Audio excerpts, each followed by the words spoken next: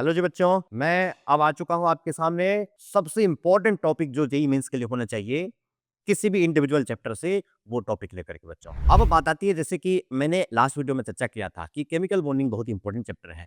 इसके क्वेश्चन हर हाल में आना ही आना है। तो केमिकल बॉन्डिंग का वो भी कौन-कौन सा टॉपिक? मॉलिक्यूलर ऑर्बिटल थ्योरी और valence shell electron pair repulsion theory. ये 2 टॉपिक हमने कहा था बहुत इंपॉर्टेंट है। तो चलिए हम एक वीडियो में एक टॉपिक इसमें से क्लियर कट कर लेते हैं और फिर अगले वीडियो में अगले टॉपिक इस तरह से हम करेंगे। जैसे कि पहला हमारा है, मान लीजिए मॉलिक्यूलर ऑर्बिटल थ्योरी, इसको एमओटी कहेंगे हम लोग। इसके क्वेश्चंस कैसे आते हैं? बेसिकली टॉपिक तो बड़ा है, लेकिन इसके क्वेश्चन किस तरह के आते हैं, आप इसके क्वेश्चन कैसे सॉल्व कर सकते हैं मॉलिक्यूलर ऑर्बिटल थ्योरी में।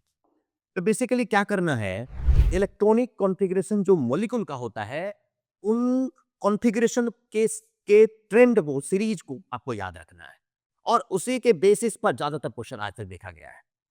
तो क्या है ट्रेंड यहाँ पर? मॉलिक्यूलर ऑर्बिटल्स जो होते हैं, 2 टाइप के हैं यहाँ पर, सिग्मा टाइप और दूसरा होता है पाई टाइप, है ना? और जब हम इलेक्ट्रॉनिक कॉन्फ़िगरेशन हम निकालते हैं किसी भी एलिमेंट का, तो इस ट्रेंड को हम फॉलो करते हैं। तो फॉर डायएटॉमिक एलिमेंट होता है अप टू नाइट्रोजन।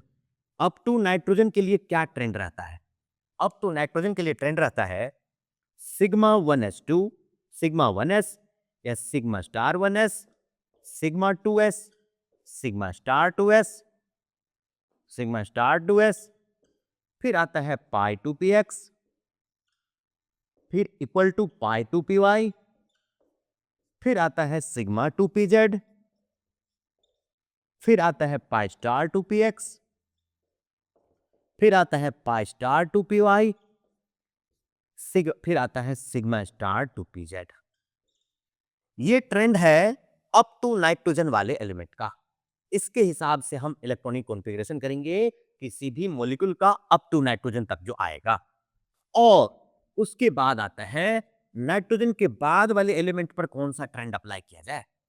तो नाइट्रोजन के बाद वाला जो हमारा सीरीज है, उसमें होता है आफ्टर नाइट्रोजन, आप लिख सकते हैं आफ्टर नाइट्रोजन सिग्मा 1s से ज्यादा होता है सिग्मा स्टार 1s, से ज्यादा होता है सिग्मा 2s, से ज्यादा होता है सिग्मा स्टार 2s, फिर होता है सिग्मा 2pz, फिर आता है पाई 2px, फिर आता है पाई 2py, फिर आता है पाई स्टार 2px, फिर आता है पाई स्टार 2py और फिर आता है सिग्मा स्टार 2pz। ये ट्रेंड रहता है। आपको इस ट्रेंड को याद करना पड़ेगा और इस ट्रेंड के हिसाब से आपको क्वेश्चन करना पड़ेगा। अब इसके हिसाब से क्वेश्चन जनरली आता क्या है? इसके हिसाब से जनरली क्वेश्चन क्या आता है? देखिए, क्वेश्चंस में जो मोस्टली रहता है, क्वेश्चंस में मेनली रहता है स्टेबिलिटी कंपेयर करने के लिए, है कि कौन सा स्टेबल है, कौन सा अनस्टेबल है, या कौन सा स्टेबल है तो ज्यादा स्टेबल कौन है, कम स्टेबल कौन है, इस तरह का रहता है टारगेट क्वेश्चन में। दूसरा होता है कि उसकी मैग्नेटिक नेचर क्या है। जनरली मैग्नेटिक नेचर पूछा जाता है कि मैग्नेटिक नेचर क्या है उसका, पैरामैग्नेटिक है या डायमैग्नेटिक है। तीसरा क्वेश्चन पूछा जा सकता है बॉन्ड लेंथ का कंपैरिजन, कि दो मॉलिक्यूल के बीच में बॉन्ड लेंथ किसका ज्यादा है, किसका कम है, बॉन्ड लेंथ का कंपैरिजन आ सकता है। चौथा कंपैरिजन आता आता है बॉन्ड एंथैल्पी का कंपैरिजन आ सकता है, बॉन्ड एंथैल्पी का कंपैरिजन आ सकता है। और पांचवा जो हो सकता है, सीधा कॉन्फ़िगरेशन पूछा जा सकता है, कॉन्फ़िगरेशन पूछा जा सकता है। इस तरह से यही 5 पार्ट इसके क्वेश्चन होते हैं और मोस्टली इन्हीं के बेसिस पर क्वेश्चन रहता है अगर एमओटी का क्वेश्चन रहता है तो। अब बात आई कि इसको अप्लाई कैसे किया जाए, इन सारे क्वेश्चन को सॉल्व कैसे किया जाए। तो इन क्वेश्चंस को सॉल्व करने के लिए क्या करना होगा आपको? सबसे पहले इलेक्ट्रॉनिक कॉन्फ़िगरेशन करना पड़ेगा। अब सारे प्रॉपर्टी उसके बेसिस पर आप कर सकते हैं। जैसे कि अगर मान लीजिए, अगर आपको करना है C2 का कॉन्फ़िगरेशन, तो कार्बन का एटॉमिक नंबर होता है 6, 2 कार्बन के एटॉमिक नंबर हो गए 12। तो C2 का हमें क्या करना है? कॉन्फ़िगरेशन करना है। कॉन्फ़िगरेशन करना है तो कैसे? तो 12 इलेक्ट्रॉन का कॉन्फ़िगरेशन करना है। जैसा कि आप जान रहे हैं कि ये नाइट्रोजन से पहले आता है, तो नाइट्रोजन तक वाला ट्रेंड काम करेगा इसमें।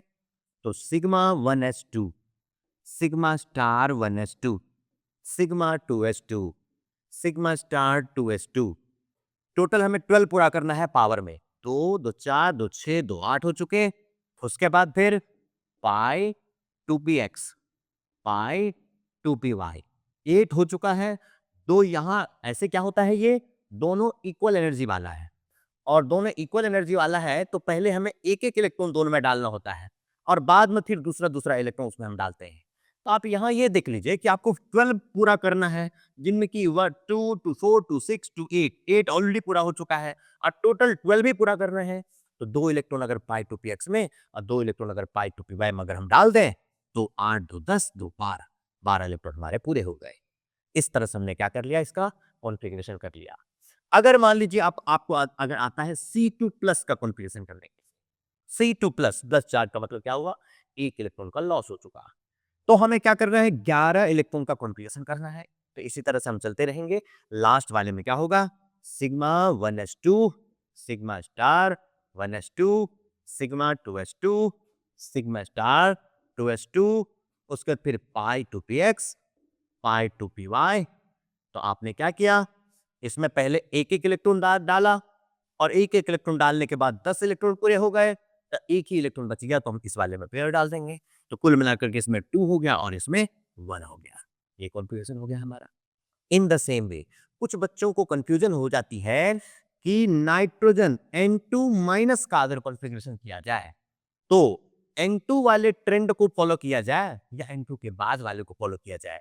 यानी कि जैसे कि नाइट्रोजन का एटॉमिक नंबर होता है 7 और 2 नाइट्रोजन हो गया यहां पर तो 14 इलेक्ट्रॉन्स हो गए और एक नेगेटिव चार्ज का मतलब एक एडिशनल इलेक्ट्रॉन हो गया, तो टोटल 15 इलेक्ट्रॉन हो गए। और ट्रेंड जो हमने लिखा था उसमें अप टू नाइट्रोजन तक हमने लिखा था। तो अप टू नाइट्रोजन का क्या मतलब, बच्चे के माइंड में ये कंफ्यूजन शुरू हो जाता है कि अप टू नाइट्रोजन था तो 14 तक ही होना चाहिए वो ट्रेंड। 14 के बाद अगर 15 आ गया तो हम क्या ऑक्सीजन वाला ट्रेंड शुरू कर लें? ऐसा नहीं है। इसको हमें क्या करना है, नाइट्रोजन है ना, नाइट्रोजन पर जितने नेगेटिव चार्ज हो जाए उससे कोई मतलब नहीं है, फॉलो करना है नाइट्रोजन वाला ही ट्रेंड।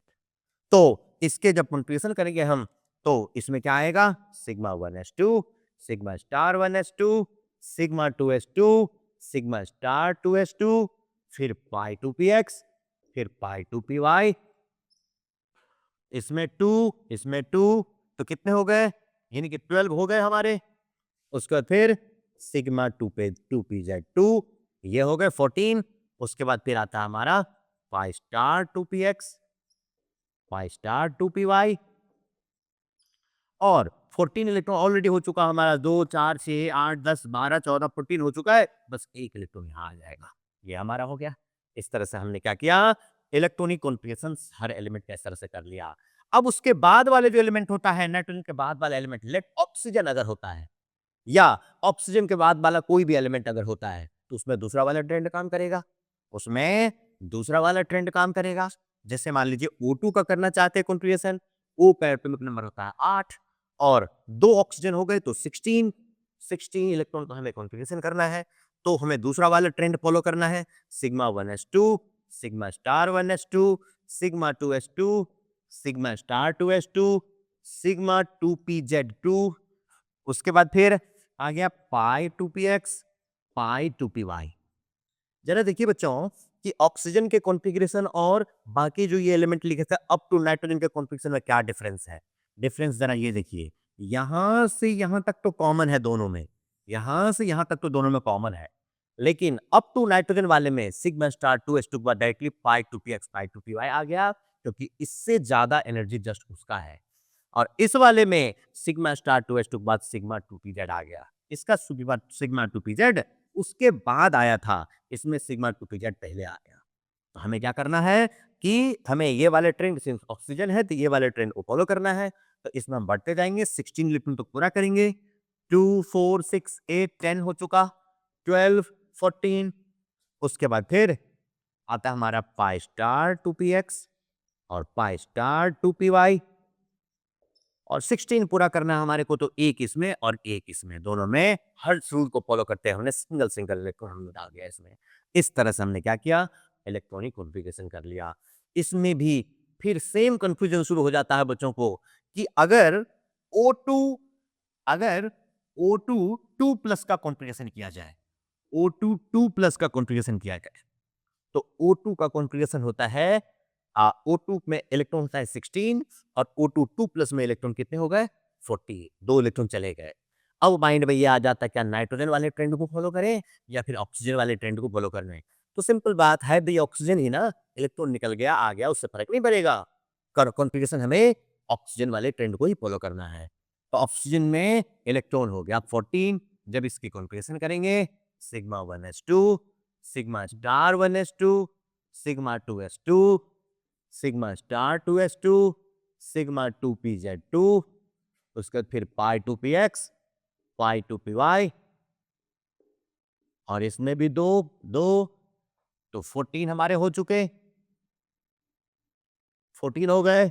उसके बाद फिर बस हमारा 14 तक पूरा करना था, तो वहां पर हमारा पूरा हो चुका है।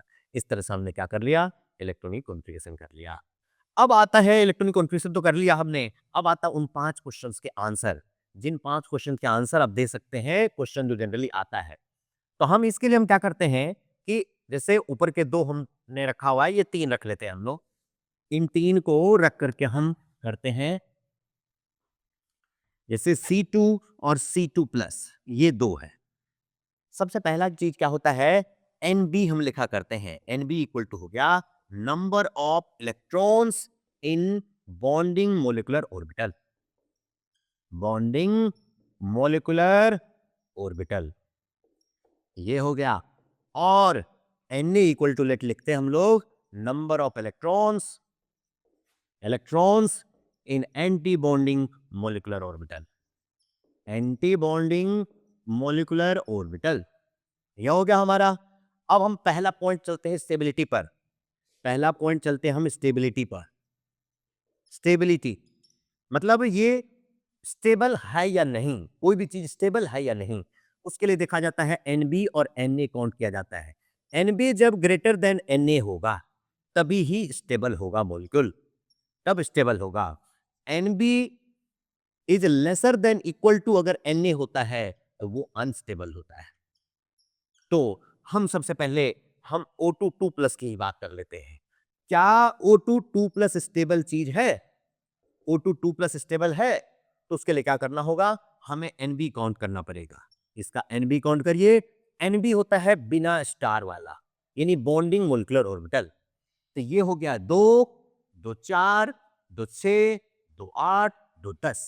Nb आपका 10 है और Na अगर काउंट करते हैं तो 2, 2 4, Na 4 है, यानी कि O2 2+ बिल्कुल स्टेबल हमारा स्पीसीज है। तो O2 2+ यहां Nb is greater than Na, therefore this one is stable, ये स्टेबल होता है। इन द सेम वे अगर हम C2 की बात करते हैं तो C2 में Nb काउंट करते क्या है, Nb इक्वल टू 2, 2 4, 2 6, 2 8, Nb 8 हो गए। और Na काउंट करते हैं तो 2, 2 4, Na हो गया 4। यहां पर भी Nb ग्रेटर देन Na है, इसलिए ये क्या है, ये भी स्टेबल है। Nb ग्रेटर देन Na, तो यहां पर ये भी स्टेबल हो गया।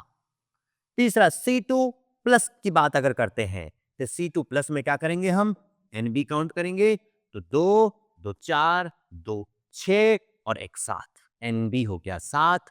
और Na अगर पता करते हैं तो 2, 2 4, Na हो गया 4। यहां भी Nb ग्रेटर देन Na है, देयरफॉर ये भी स्टेबल है। तो पहला चीज पता लग गया आपको, स्टेबिलिटी, यानी कि C2 भी स्टेबल है, O2+ भी स्टेबल है, O2 2+ भी स्टेबल है, C2+ भी स्टेबल है, ये सारे स्टेबल तो है। अब आपको ऐसा आ सकता है स्टेबिलिटी का कंपैरिजन कि C2 और C2+ में ज्यादा स्टेबल कौन है। तो स्टेबिलिटी का कंपैरिजन अगर आता है तो लेट हम इसको हटा देते हैं, इसको हम हटा देते हैं। और हम अगर स्टेबिलिटी का कंपैरिजन करते हैं तो उसके लिए हमें सबसे पहले बॉन्ड ऑर्डर निकालना पड़ेगा। अगला चीज होता है बॉन्ड ऑर्डर। बॉन्ड ऑर्डर होता क्या है, बॉन्ड ऑर्डर होता है number of bonds between the atoms को बॉन्ड ऑर्डर कहा जाता है। Number of bonds between the atoms is the bond order. तो अगर हम C2 का बॉन्ड ऑर्डर निकालते हैं, C2 का बॉन्ड ऑर्डर निकालते हैं तो बॉन्ड ऑर्डर का फॉर्मूला होता है half into NB minus Na। तो C2 का अगर निकालना है तो NB हमारा कितना है, हाफ इंटू ब्रैकेट के अंदर 8, NB हमारा हो गया 8 और Na हो गया 4, 8 माइनस 4, तो ये हो गया 4/2 का मतलब 2, यानी कि NB में जो बॉन्ड ऑर्डर C2 में जो बॉन्ड ऑर्डर है हमारा 2 है। इन द सेम वे अगर हम O2 2 प्लस में अगर हम बॉन्ड ऑर्डर निकालते हैं तो इसमें भी सेम फॉर्मूला लगा देंगे हम। इसमें O2 2 प्लस का बॉन्ड ऑर्डर जो निकालना है, BO इक्वल टू क्या हो जाएगा, हाफ इंटू ब्रैकेट के अंदर आ गया 10 माइनस आ गया ये 4, तो ये हमारा कितना आ जाएगा 10 minus 4 6/2 which is equal to 3। तो बॉन्ड ऑर्डर इसका क्या आ गया 3। इस तरह से O2 2 प्लस का भी हमने बॉन्ड ऑर्डर निकाल लिया। इस तरह से किसी का भी हम क्या कर सकते हैं, बॉन्ड ऑर्डर निकाल सकते हैं।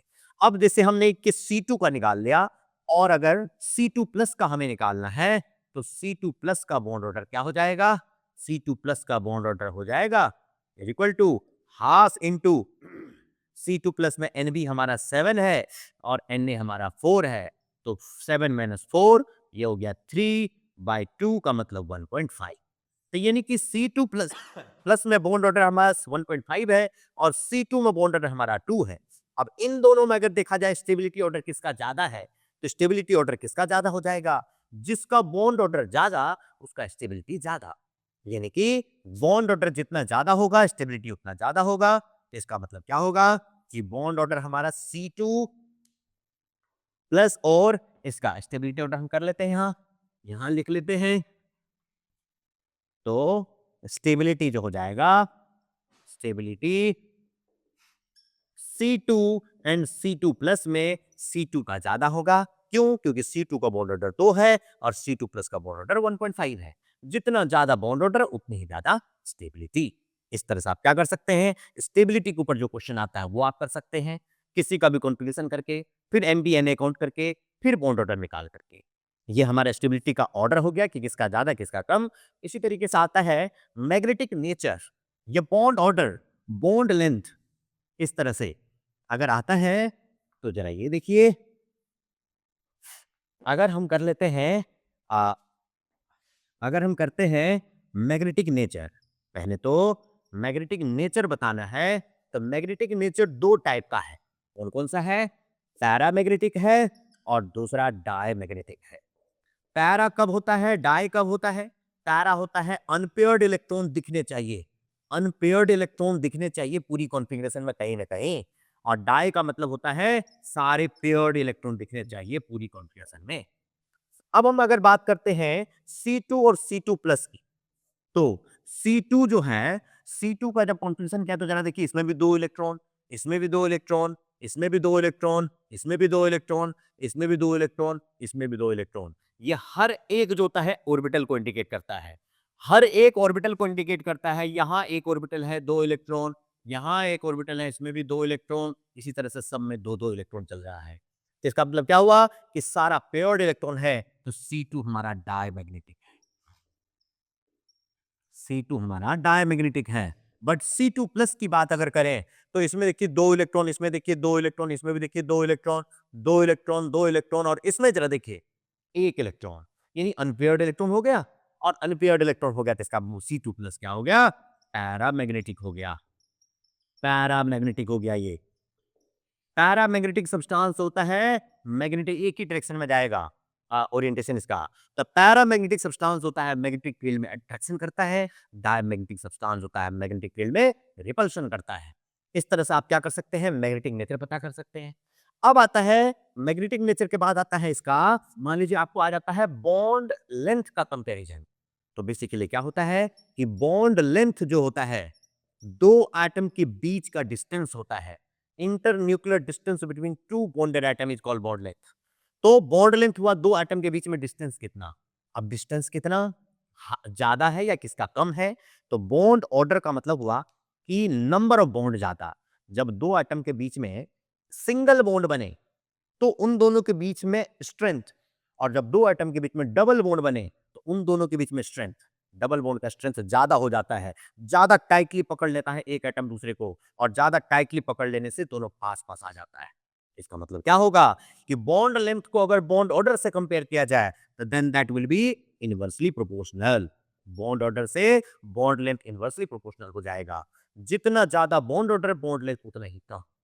अब आपने देखा था कि C2 का बॉन्ड ऑर्डर कितना था, अभी हमने कैलकुलेट किया था। C2 का बॉन्ड ऑर्डर 2 था और C2 प्लस का बॉन्ड ऑर्डर कितना था? C2 प्लस का बॉन्ड ऑर्डर 1.5 था।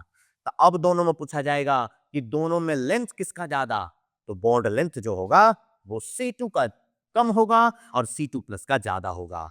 तो यहां पर C2 और C2 प्लस में जो था C2 प्लस का ज्यादा है bond length in comparison to C2।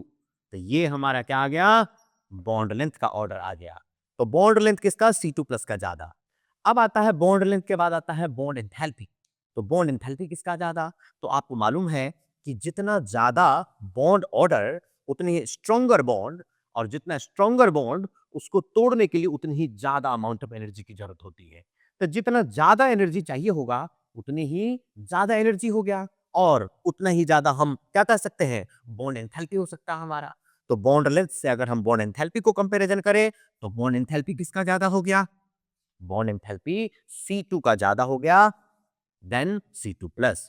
तो बॉन्ड एंथैल्पी जो होता है, बॉन्ड एंथैल्पी जो होता है is directly proportional to bond order होता है। इसका मतलब C2 और C2 प्लस में बॉन्ड एंथैल्पी किसका ज्यादा, इसका ज्यादा हो गया। Be जो होता है बॉन्ड एनर्जी कह सकते हैं, बॉन्ड एंथैल्पी कह सकते हैं, ये C2 का ज्यादा हो गया। तो बच्चों क्या होता है कि एमओटी के बेसिस पर इससे ज्यादा जनरली क्या होता है ना, क्वेश्चन करने का, क्वेश्चन जब किया जाए तो मोलिकुलर ऑर्बिटल थ्योरी का इसके बेसिस पर मेरे व्यू से 100% क्वेश्चन किया जा सकता है। इसी की तरह का क्वेश्चन ही आता है एमओटी का। तो इस तरह से आप एमओटी का क्वेश्चन कर सकते हैं, टारगेट कर सकते हैं आप एमओटी। इस टॉपिक के देखिए कितने फास्ट हमारा क्लियर हो गया, और इतने जल्दी बस इतने कॉन्सेप्ट को आप याद रखें तो इसके क्वेश्चन हो जाएंगे आपसे। In the same way VSEPR theory का भी टॉपिक का क्वेश्चन है। वेस्पर थ्योरी भी इस तरह से छोटा सा टॉपिक है, उसके हिसाब से बड़े आराम से आप क्वेश्चन कर सकते हैं। उसके लुईस स्ट्रक्चर आपको ड्रॉ करने के लिए आना चाहिए, फिर आप उसके भी क्वेश्चन कर सकते हैं बच्चों। इस वीडियो में बच्चों इतना ही, अगले वीडियो में हम डिस्कस करते हैं अगला टॉपिक। Thank you.